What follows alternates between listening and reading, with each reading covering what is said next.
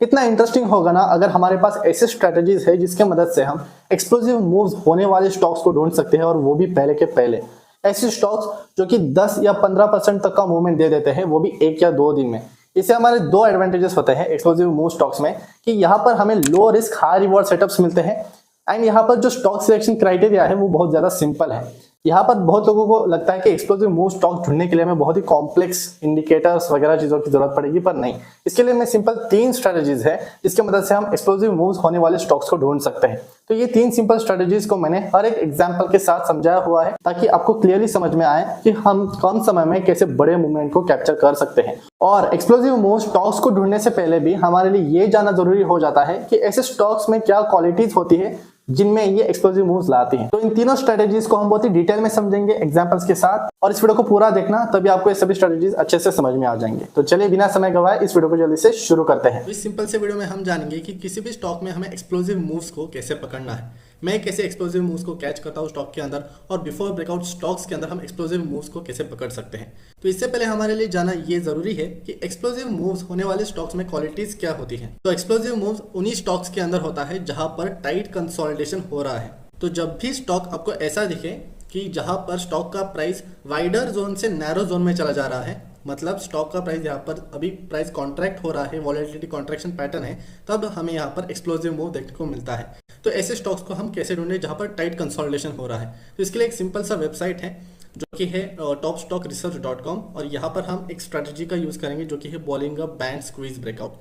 तो स्क्वीज का मतलब होता है कि जब प्राइस कॉन्ट्रैक्ट कर रहा है किसी भी स्टॉक में, तो ये ऐसे स्टॉक्स दिलाएगा जहां पर प्राइस कॉन्ट्रैक्ट हो रहा है एंड यहाँ पर एक्सप्लोसिव मूव हो सकता है। तो इसके मैं टोटल 3 तरीके बताने वाला हूं जो मैं खुद यूज करता हूं, और मुझे लगता है अगर ये चीज मेरे लिए काम कर रही है तो ये जरूर आपके लिए भी काम करेगी। अगर इस वेबसाइट पर आना है तो इसके लिए आपको सिंपली अपने ब्राउजर पर जाके ये सर्च करना है, Bollinger band narrowing zone topstockresearch.com। तो topstockresearch.com जो है ना, ये बहुत ही पावरफुल वेबसाइट है। यहाँ पर बहुत सारे फीचर्स भी होते हैं जिसका हम इस्तेमाल करके और बढ़िया तरीके की भी स्टॉक्स को ढूंढ सकते हैं, पर उसके ऊपर मैं कभी और आपको डिटेल में वीडियो बना के बताऊंगा टॉप स्टॉक रिसर्च का इस्तेमाल हम कैसे फुल पोटेंशियल तक कर सकते हैं। अभी हम बोलिंगर बैंड नैरोइंग जोन के बारे में बात करेंगे। तो ये आपको सिंपली सर्च करना है, और ये सर्च करने के बाद आपको ये पेज नजर आएगा।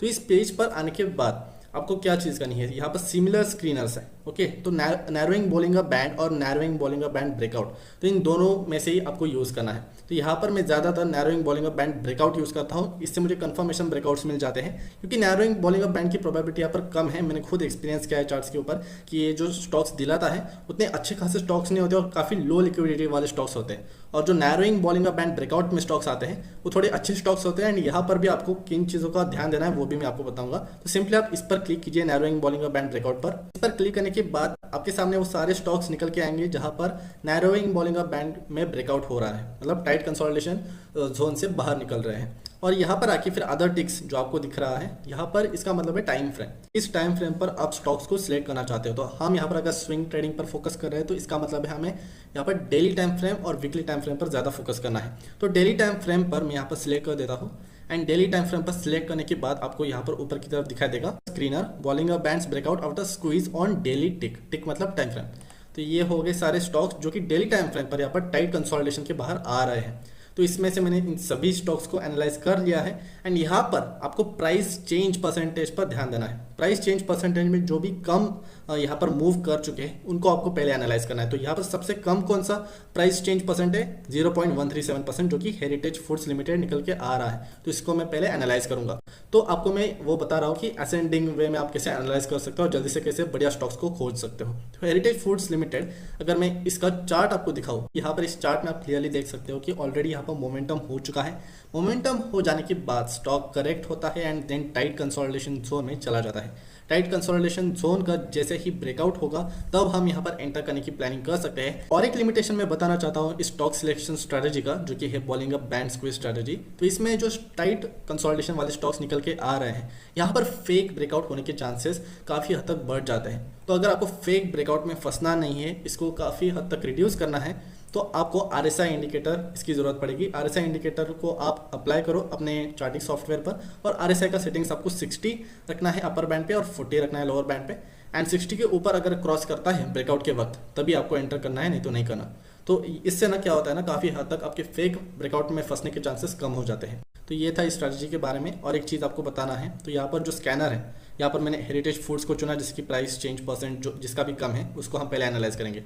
और उसके बाद आपको और एक चीज़ देखनी है कि करंट प्राइस जो है, जिस स्टॉक का करंट मार्केट प्राइस जो लेटेस्ट LTP चल रहा है वो अगर 20 रुपये, 10 रुपये या 50 रुपये ऐसा पेनी स्टॉक होगा तो उसको आपको सिलेक्ट नहीं करना है, क्योंकि ऐसे स्टॉक्स जनरली मैनिपुलेटेड होते हैं और काफ़ी लो लिक्विड स्टॉक्स होते हैं। तो ऐसे स्टॉक्स में बहुत ज़्यादा रिस्क होगा एंड आपको ऐसे स्टॉक्स में ट्रेड नहीं करना है। जिन स्टॉक्स का करंट मार्केट प्राइस 100 रुपये, 80 रुपये के ऊपर है उनको ही आपको चूज़ करना है, जैसे कि Bhagiradha Chemicals and Industries Limited and Heritage Foods Limited, Delta Corp, ऐसे स्टॉक्स को आप एनालाइज कर सकते हो। और जिसका भी चार्ट पैटर्न आपको अच्छा लगेगा, जहाँ पर टाइट कंसोलिडेशन जोन चल रहा है एंड यहाँ पर ब्रेकआउट होने की चांसेस ज़्यादा है, उस हिसाब से आप स्टॉक्स को सिलेक्ट कर सकते हो। तो ये तो हो गया स्ट्रैटेजी के बारे में। और एक चीज़ जो बताना चाहता हूँ, दूसरा स्क्रीनर जिसका प्रोबेबिलिटी इससे काफ़ी ज़्यादा है एंड मैं बहुत बार यूज़ करता हूँ, तो वो है वोलेटिलिटी कॉन्ट्रैक्शन पैटर्न स्क्रीनर, जो कि चार्टिंग स्कैनर पर अवेलेबल है। तो इस स्कैनर के बारे में मैंने बहुत बार अपने पुराने वीडियोस में भी बताया हुआ है एंड मैं बार बार बताता रहूँगा, क्योंकि जो चीज़ काम करती है मार्केट में उसी चीज़ को हमें प्रैक्टिस करना चाहिए बार बार। तो वोलेटिलिटी कॉन्ट्रैक्शन पैटर्न मतलब VCP पैटर्न, ये ऐसे स्टॉक्स दिलाता है जहां पर प्राइस वॉल्यूम कॉन्ट्रैक्ट हो रहा है एंड यहाँ पर वॉल्यूम एक्सपेंशन के और या प्राइस के ब्लास्ट होने के चांसेस बहुत ज़्यादा होते हैं। तो वोलेटिलिटी कॉन्ट्रैक्शन पैटर्न इस स्टॉक स्क्रीनर का मैं लिंक डिस्क्रिप्शन में दे दूंगा एंड यहाँ पर जैसे ही आप इस स्कैनर को रन करोगे तो आपके सामने कुछ ऐसे स्टॉक्स आएंगे जहाँ पर एक्सप्लोजिव मूव होने के चांसेस काफ़ी ज़्यादा है। एंड यहाँ पर भी आके आपको दो चीज़ों का ध्यान देना है। पहली चीज़ कि आपको यहाँ पर आके परसेंटेज चेंज को असेंडिंग ऑर्डर में अलाइन करना है, मतलब इस पर क्लिक करके आपको लोवेस्ट टू हाईएस्ट इस ऑर्डर में आपको सेट कर लेना है। तो आपके पहले ऐसे स्टॉक्स आएंगे जिनका मूवमेंट कम हो चुका है, तो ऐसे ही आपको एनालाइज करना है। उसके बाद वॉल्यूम्स को भी आप कंसिडर कर सकते हो, जिस स्टॉक में ज़्यादा वॉल्यूम चल रहा है उसको भी आप पहले एनालाइज कर सकते हो, जैसे कि यहाँ पर ONGC आ रहा है, फिर उसके बाद अशोका बिल्डकॉइन लिमिटेड एंड वगैरह वगैरह। तो ये भी तरीका स्विंग ट्रेडिंग के लिए काफ़ी बढ़िया है। जैसे कि रेन मद्रास लिमिटेड अगर आपको मैं बताऊँ चार्ट के ऊपर, तो रेन मद्रास का अगर हम चार्ट देखें, जैसे कि हमने वो स्कैनर में भी देखा था, तो यहाँ पर मोमेंटम ऑलरेडी देख चुके हैं हम। उसके बाद डबल टॉप फॉर्मेशन करके नीचे आ गया एंड देन यहाँ पर हमें टर्न अराउंड देखने को मिला, स्मॉल कर्व, एंड यहाँ पर वॉल्यूम्स भी बहुत ही तेज़ी से कॉन्ट्रैक्ट हो रहे हैं, आप जैसे कि देख सकते हैं। एंड इसी के कारण ये वॉल्यूम कॉन्ट्रैक्शन पैटर्न स्क्रीनर के अंदर हमें देखने को मिल रहा है। यहाँ पर वॉल्यूम्स कॉन्ट्रैक्ट हो रहे हैं एंड यहाँ पर आप टाइट कंसोलिडेशन भी देख सकते हो एक हफ्ते का। तो अगर मैं आपको यहाँ पर पैटर्न ड्रॉ करके दिखाऊँ तो आप क्लियरली देख सकते हो कि इस ट्रेंड लाइन के बीच में ये स्मॉल रेंज में कंसोलिडेट करता रहा, टाइट रेंज में, एंड जिससे इसका ब्रेकआउट हुआ, इस स्टॉक ने अच्छा मोमेंटम दिखाया था आज के दिन एंड वापस ये नीचे आ गया है। तो कई बार ऐसा होता भी है, तो आपको यहाँ पर किसी भी स्ट्रैटेजी में स्टॉप लॉस रखना आपके लिए बहुत ज़रूरी हो जाता है, क्योंकि यहाँ पर स्टॉक मार्केट में कोई भी चीज़ 100% तरीके से करेक्ट नहीं होती। तो स्टॉप लॉस आपको यहाँ पर हमेशा जो भी ट्रेंड लाइन का पैटर्न है नियरेस्ट स्विंग लो उसके नीचे आपको स्टॉप लॉस रखना है। और एक यहाँ पर एक एडवांटेज है इस स्ट्रैटेजी का कि जो वोलेटिलिटी कॉन्ट्रैक्शन पैटर्न या टाइट कंसोलिडेशन स्टॉक्स को जो ढूंढते हैं हम, यहाँ पर स्टॉप लॉस बहुत ही छोटा बैठता है, तो रिस्क यहाँ पर काफ़ी कम रहता है आपका हमेशा से इस स्ट्रैटेजी में, और आपका जो रिवॉर्ड रहेगा रिस्क के मुकाबले वो काफ़ी ज़्यादा रहेगा। तो आपका यहाँ पर स्टॉप लॉस जो है वो 650 इस जोन के नीचे रहेगा, जो कि इस ट्रेंड लाइन के नीचे के सपोर्ट लेवल के पास है। तो ये जो स्कैनर है वोलेटिलिटी कॉन्ट्रैक्शन पैटर्न, इससे मैंने कई बार बहुत ही बढ़िया स्टॉक्स को ढूंढा हुआ है, और हर बार जो ब्रेकआउट स्टॉक का वीडियो आता है वीकेंड के वक्त मेरा, तो उसमें से एक ना एक स्टॉक तो इस स्कैनर के मदद से मैं ढूंढता ही हूँ।